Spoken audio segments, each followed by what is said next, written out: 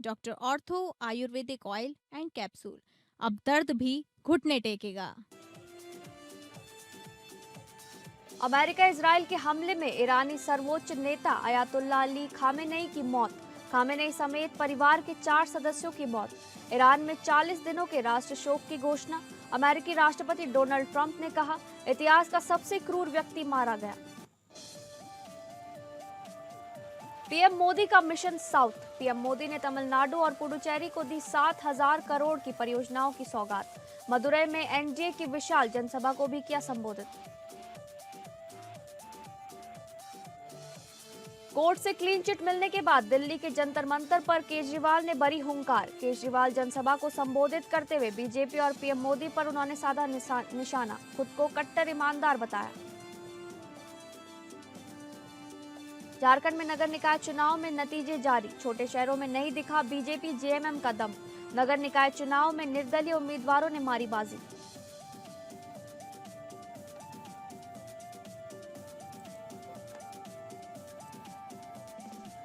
नमस्कार, आप सभी का स्वागत है इस बुलेटिन में। मैं हूं आपके साथ शालिनी राणा। शुरुआत करेंगे बुलेटिन की।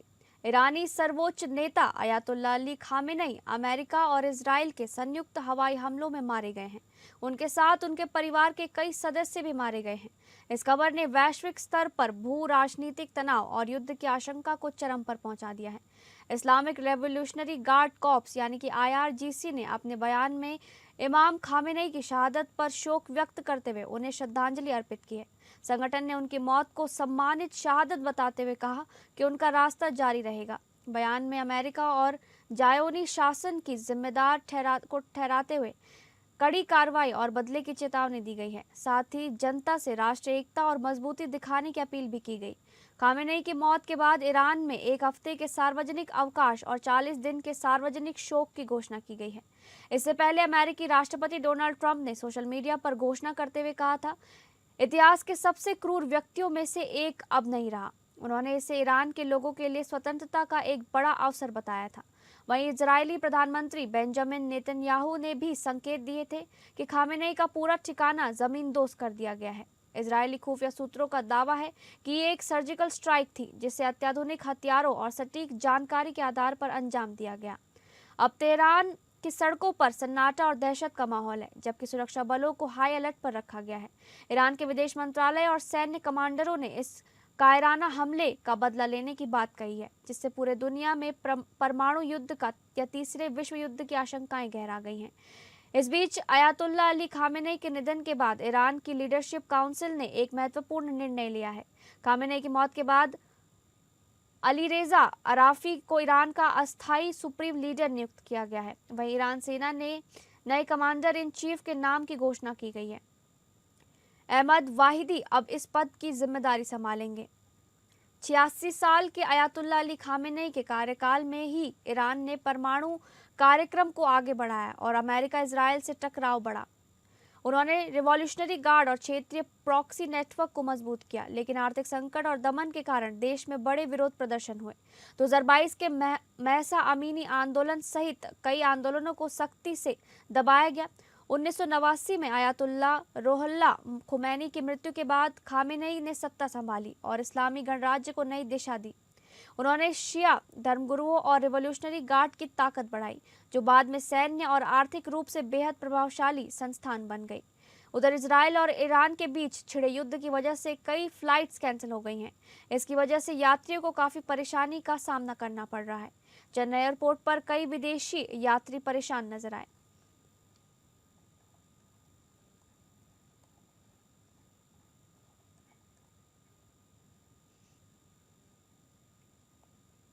प्रधानमंत्री नरेंद्र मोदी आज तमिलनाडु और पुडुचेरी के एक दिवसीय दौरे पर रहे। इस दौरान उन्होंने बुनियादी ढांचे, स्वास्थ्य और शिक्षा से जुड़ी 7,100 करोड़ रुपए से अधिक की विकास परियोजनाओं का उद्घाटन और शिलान्यास करा। पीएम ने पुडुचेरी में 2,700 करोड़ रुपए की परियोजनाओं की आधारशिला रखी और राष्ट्र को समर्पित की। इन परियोजनाओं का उद्देश्य इंफ्रास्ट्रक्चर को सशक्त बनाना, नागरिक सुविधाओं का विस्तार, औद्योगिक प्रगति को गति देना और शिक्षा व स्वास्थ्य सेवाओं को विश्व स्तरीय बनाना है। इसके साथ ही तमिलनाडु को तमिलनाडु के मदुरई में 4,400 करोड़ रुपए के प्रोजेक्ट्स का भी शुभारंभ किया गया, जिसमें राष्ट्रीय राजमार्गों का चौड़ीकरण और तमिलनाडु के 8 पुनर्विकसित रेलवे स्टेशनों का उद्घाटन शामिल है। पीएम मोदी शाम को प्रधानमंत्री तिरुपरकुंद्रम स्थित श्री सुब्रमण्यम स्वामी मंदिर में पूजा अर्चना करने पहुंचे। ये दौरा इसलिए भी महत्वपूर्ण है क्योंकि हाल ही में यहां पहाड़ी पर दीप जलाने को लेकर कानूनी विवाद रहा था, जिसमें मद्रास हाईकोर्ट ने श्रद्धालुओं के पक्ष में निर्णय दिया था।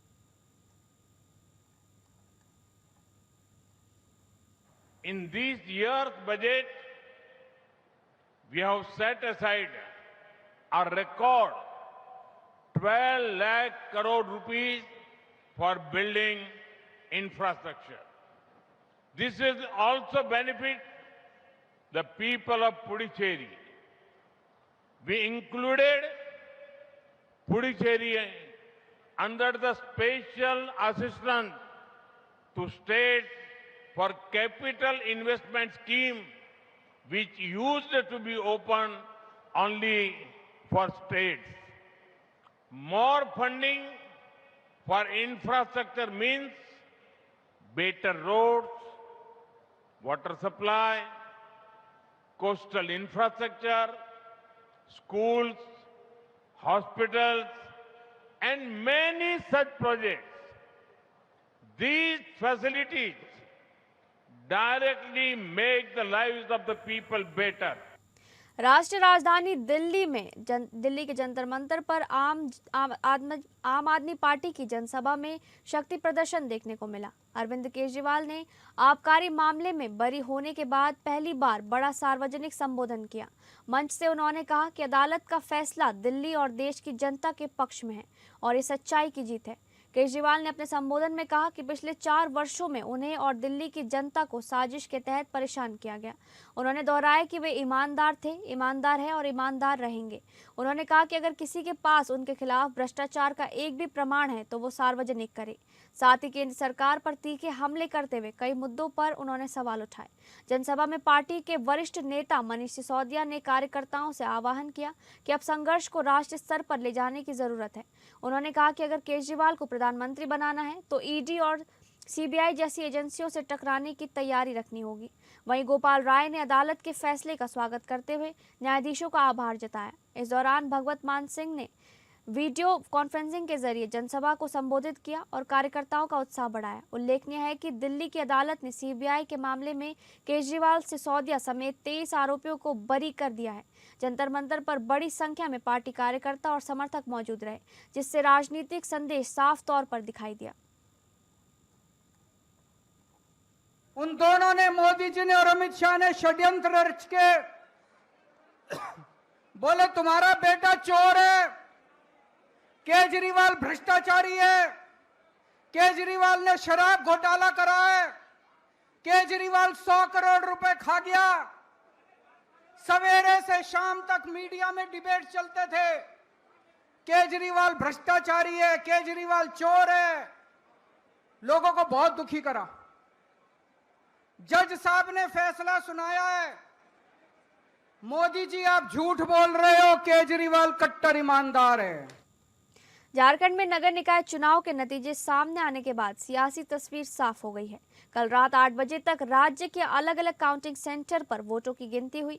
कुछ नगर निकायों में सभी नतीजे आ गए हैं। हालांकि कुछ स्थानों पर आज सुबह 8 बजे से फिर से काउंटिंग हुई। ये चुनाव दलीय नहीं होते, लेकिन उम्मीदवारों को राजनीतिक पार्टियों का समर्थन मिलता है। कल तक जारी नतीजों के अनुसार निर्दलीय उम्मीदवार 17 सीटों पर जीते। बीजेपी समर्थित 12 उम्मीदवारों ने जीत हासिल की। वहीं झामुमो समर्थित 9 प्रत्याशियों ने जीत दर्ज कराई है, जबकि कांग्रेस समर्थित 2, माले, बसपा और राजद समर्थित 1-1 प्रत्याशी जीते हैं। झारखंड में नगर निकाय चुनाव के नतीजे बता रहे हैं कि इस बार छोटे शहरों में बीजेपी या झामुमो का दबदबा कम ही दिखा। झारखंड के नगर परिषद और नगर पंचायत में अध्यक्ष पद पर सबसे ज्यादा उम्मीदवार निर्दलीय ही जीते। उधर गढ़वा जिले के माजियाओ नगर पंचायत के वार्ड नंबर 1 के पार्षद प्रदीप साव चुनाव जीतने के बाद जुलूस निकाल रहे थे।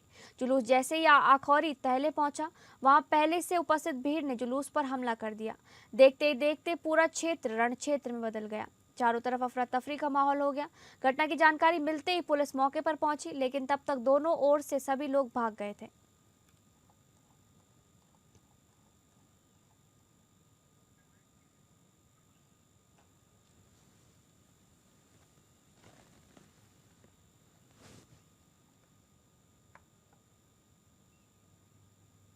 मुख्यमंत्री योगी आदित्यनाथ ने होली के अवसर पर शनिवार को लोक भवन में प्रधानमंत्री उज्ज्वला योजना के तहत प्रदेश के 1.86 करोड़ परिवारों को गैस सिलेंडर रिफिल सब्सिडी की 1500 करोड़ रुपए की धनराशि जारी की। मुख्यमंत्री ने कहा कि प्रधानमंत्री मोदी जी के मार्गदर्शन में गरीब, अन्नदाता किसान, महिलाओं और युवाओं को प्राथमिकता के आधार पर सरकारी योजनाओं से लाभान्वित करने का कार्य जारी है। होली व दीपावली पर लाभार्थियों परिवारों को एक निःशुल्क सिलेंडर रिफिल की सुविधा दी जा रही है। उज्ज्वला योजना के तहत देश में 10 करोड़ से अधिक लोगों को गैस कनेक्शन की सुविधा प्रदान की गई है, जिसमें उत्तर प्रदेश में 1.86 करोड़ परिवारों को इसका लाभ मिला है। सीएम योगी ने इस अवसर पर 10 लाभार्थी महिलाओं को स्वयं सब्सिडी राशि के प्रतीकात्मक चेक सौंपे। सीएम योगी ने कहा कि प्रधानमंत्री नरेंद्र मोदी ने शासन की योजनाओं को प्राथमिकता के आधार पर गरीब, अन्नदाता किसान, महिलाओं और युवाओं से जोड़ने का कार्य किया है।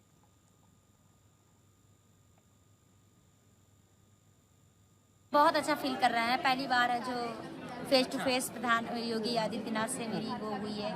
बहुत अच्छा लगा, कन्वर्सेशन भी अच्छा लगा उनका, और कई लोगों को आमने सामने देखा, हमें बहुत अच्छा लगा। तो महिलाओं के लिए योगी सरकार कैसा काम कर रही है? बहुत अच्छा काम कर रही है, बहुत अच्छा काम कर रही है। और ये जो एक सिलेंडर रिफिल के लिए आपको पैसा दिया गया है, तो उससे इस बार का आपका पैसा बचेगा? और क्योंकि ये तो मुख्यमंत्री जी ने दे दिया है। बिल्कुल बचेगा। तो कुल मिला के मुख्यमंत्री जी को कुछ कहना चाहेंगे आप? अरे बहुत अच्छे हैं मुख्यमंत्री जी और प्रधानमंत्री योगी आदित्यनाथ जी। कभी लाइफ में सोचा नहीं था कि ऐसा डिफरेंट हो जाएगा। भारतीय महिला तीरंदाजी टीम के सदस्यों ने शनिवार को मुख्यमंत्री योगी आदित्यनाथ से मुलाकात की। इस दौरान मुख्यमंत्री ने खिलाड़ियों का हौसला बढ़ाया। गौरतलब है कि लखनऊ के केडी सिंह बाबू स्टेडियम में राष्ट्रीय महिला तीरंदाजी प्रतियोगिता का आयोजन किया गया है। इसमें देश के अनेक नामचीन खिलाड़ी हिस्सा ले रहे हैं।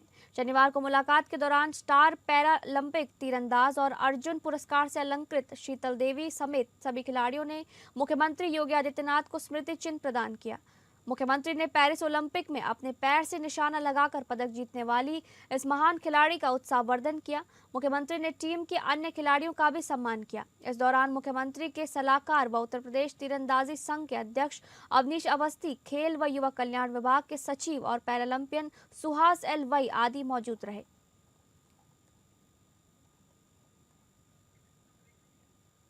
अगली खबर उत्तर प्रदेश मंत्रिमंडल में विस्तार और भाजपा प्रदेश संगठन में बदलाव की चर्चाओं के बीच शनिवार को राजधानी में सरकार, राष्ट्रीय स्वयंसेवक संघ यानी कि आरएसएस और भाजपा संगठन के बीच एक महत्वपूर्ण समन्वय बैठक हुई। मुख्यमंत्री योगी आदित्यनाथ की मौजूदगी में हुई इस बैठक में संघ के शताब्दी वर्ष की समीक्षा और आगे के कार्यक्रमों के साथ ही भाजपा संगठन विस्तार और अगले साल होने वाले विधानसभा चुनाव की तैयारियों सहित कई मुद्दों पर चर्चा हुई। बैठक में यह भी तय किया गया है कि संघ, सरकार और भाजपा के आगामी कार्यक्रमों में आपसी समन्वय को और मजबूत किया जाएगा। साथ ही तीनों विंग के लोग घर घर पहुंचकर सभी वर्गों से संवाद करेंगे। बैठक में 2027 में होने वाले विधानसभा चुनाव में संघ के समन्वय से रणनीति तैयार करने पर भी मंथन किया गया। राजधानी के निराला नगर स्थित संघ के कार्यालय सरस्वती कुंज में आयोजित ये बैठक संघ, सरकार की गतिविधियों को और अधिक प्रभावी बनाने, समाज के विभिन्न वर्गों को जोड़ने और आगामी चुनाव के लिए रणनीति तय करने के उद्देश्य से बुलाई गई थी। बैठक में भाजपा के प्रदेश अध्यक्ष पंकज चौधरी व महामंत्री संगठन धर्मपाल सिंह, संघ के क्षेत्रीय प्रचारक अनिल के अलावा विभिन्न अनुसांगिक संगठनों के प्रांतीय और क्षेत्रीय पदाधिकारी शामिल हुए।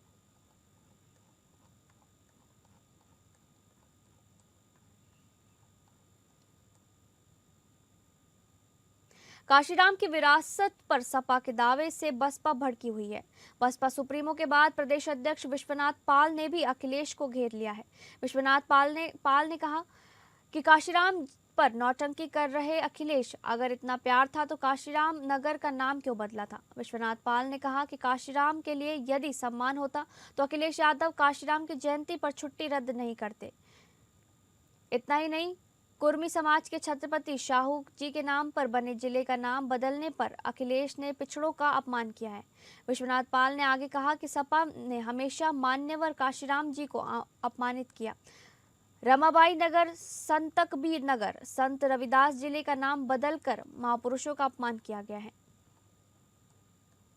मैं तो इसको एक नाटक समझता हूं कि अगर मानवर कांसीराम साहब के कभी भी उनके मन में सम्मान होता तो मानवर कांसीराम साहब के नाम पर जो छुट्टी जन्मदिन पर होती थी माननीय अखिलेश यादव जी अपनी गवर्नमेंट जब मुख्यमंत्री थे तो उस छुट्टी को निरस्त करके उनका अपमान नहीं करते। मान्यवर कांसीराम साहब के नाम से मान्या बहन जी ने अलीगढ़ मंडल में एक नया जनपद बनाने का काम किया था प्रदेश के विकास के लिहाज से, जिसका नाम मान्यवर कांसीराम साहब नगर रखा गया। अगर उनके नाम को नहीं हजम कर पाए हैं तो उनकी विचारधारा को कैसे हजम कर पाएंगे।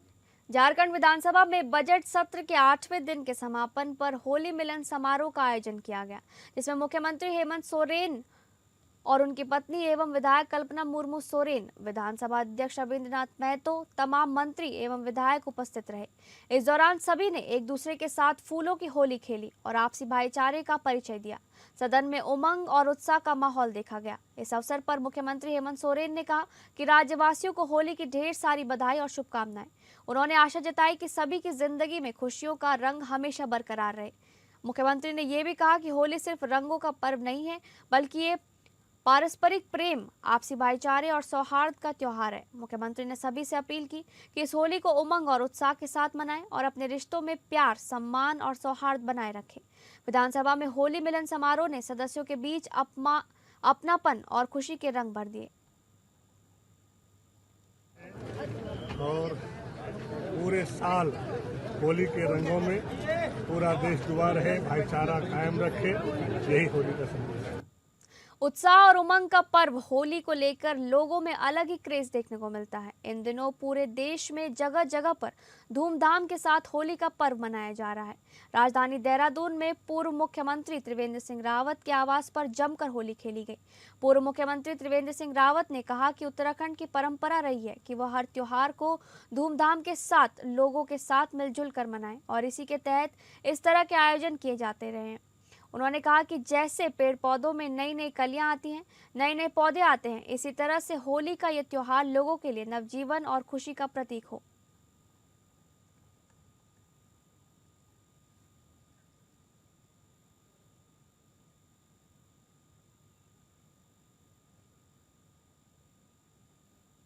रांची के वरीय पुलिस अधीक्षक राकेश रंजन को मिली एक गुप्त सूचना के आधार पर एक बड़ी कार्रवाई की गई, जिसके तहत रांची पुलिस ने कई उग्रवादी घटनाओं में शामिल रहे प्रतिबंधित उग्रवादी संगठन टीएसपीसी का सब जोनल कमांडर आदिल अंसारी उर्फ देवा को गिरफ्तार किया है। जानकारी के मुताबिक पुलिस को ये सूचना मिली थी कि लोहरदगा जिले के शहरी इलाके में देवा को देखा गया है, जिसके बाद छापेमारी दल का गठन किया गया। तकनीकी सहायता से रांची के खलारी थाना द्वारा लोहरदगा से उग्रवादी को गिरफ्तार किया गया है। दरअसल इस क्रम में मिली सूचना के आधार पर कार्रवाई का नेतृत्व डीएसपी खलारी ने किया था। मौके पर 3 piece keypad mobile, 2 router, 1 screen touch mobile, 4 TSP का पर्चा भी बरामद किया गया। पुलिस सूत्रों का कहना है कि टीम ने स्थानीय पुलिस की मदद से लोहरदगा के ईदगाह मोहल्ले में एक किराए के मकान में आदिल के छिपे होने की जानकारी इकट्ठा की थी, जिसके बाद आदिल जिस घर में था उसकी घेराबंदी की गई। घेराबंदी के दौरान आदिल अंसारी ने ऊपरी मंजिल से कूदकर भागने की कोशिश की, लेकिन इस कोशिश में वो गंभीर रूप से घायल हो गया और पुलिस ने मौके पर ही उसे धर दबोचा और गिरफ्तार कर लिया।